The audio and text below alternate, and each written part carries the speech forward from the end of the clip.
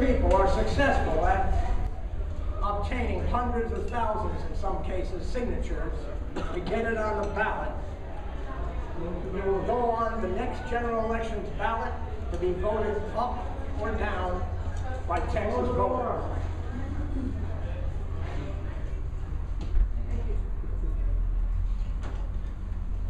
Citizens have a means to repeal harmful laws.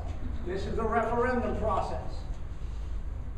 It gives citizens the opportunity to repeal laws passed by the legislature that they feel are harmful. They do it the same manner as the initiative, collecting petitions, getting signatures. They get enough, it goes on the next general election ballot, and again to be voted up or down by the people. In the meantime, that law that was enacted by the legislature cannot go into effect until the people have voted. How many here are familiar with the Trans-Texas Corridor? Wonderful piece of legislation. Wonderful. Okay. I want you to read this very carefully, and I will read it for you. This is a part of House Bill 3588. This and a couple of other bills let that beast be born. This is the power that 3588 gave to the Texas Transportation Commission, and I'll read it. The Commission may acquire, in the name of the state, public or private real property as they determine to be necessary or convenient for the construction, enlargement, or operation of the Trans-Texas Corridor. The Commission can lease or sell part of the property for any purpose, including placing on the adjoining right-of-way a gas station, garage, store, hotel, restaurant, parking facility, railroad track, or billboard under terms they set. They can even lease it back to the original owner. Isn't that nice? Or any other public or private entity for unrelated commercial or industrial purposes.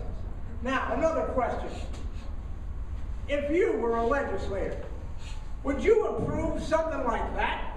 No. No. He did. This whole debacle may have been avoided if we would have had referendum rights.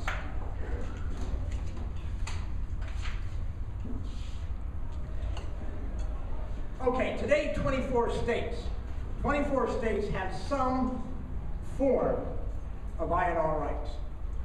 In fact, Texas is only one of 3 western states, west of the Mississippi, that do not enjoy both of these rights.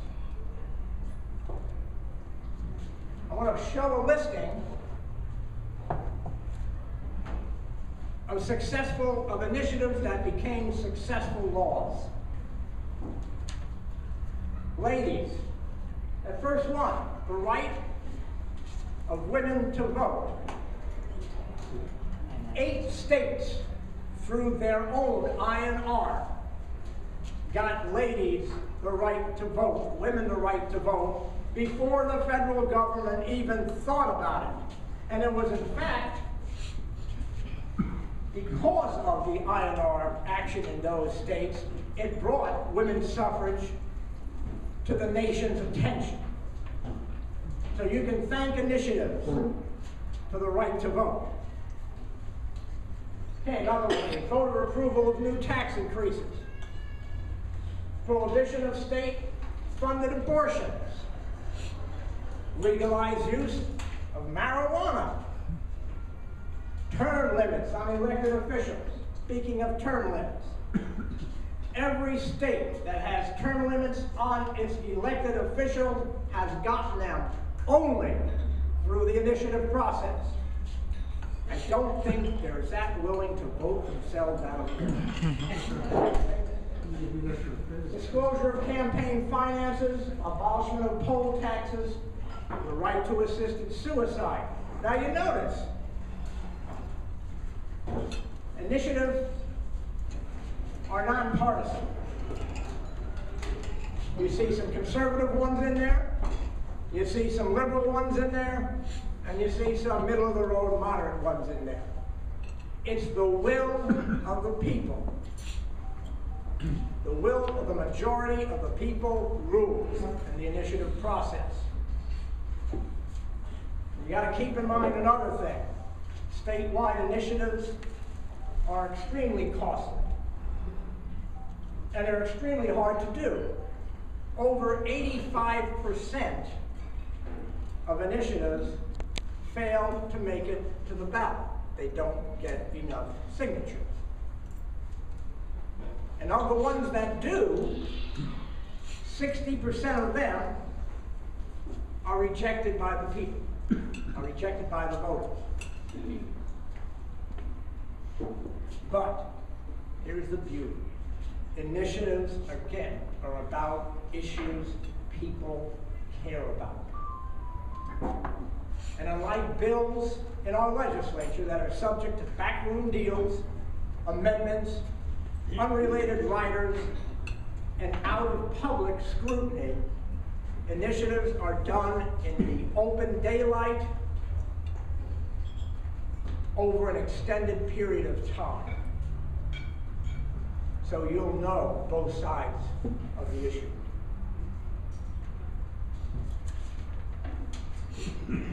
Okay. How can we get initiatives or referendums for Texas? What must be done? Well, the Texas House and Senate must pass a joint resolution to amend our state constitution to grant us INR rights. Well, that's a tough one, isn't it? That's a tough one. Our legislators do hold the key to making INR a reality in Texas. And they've not been very big friends of INR. They don't like to give back power. What's worse is that it's going to take a 2/3 majority vote in both houses. But there is a bright side. Who knows what a politician's first job is when they get elected? Anybody? Exactly, and that's where we have them. That's the good news. We have the power to convince them that it is in their best interest to support INR. Our group, Texans for Initiative and Referendum Rights, has a resolution already crafted. All we need are the sponsors in the House and the Senate. And we believe truly, if we get enough support from the citizens of Texas, we can put them in a position where they are going to back it. They're not our biggest problem. Okay. Voters must vote for INR rights when it appears on a proposition on the ballot.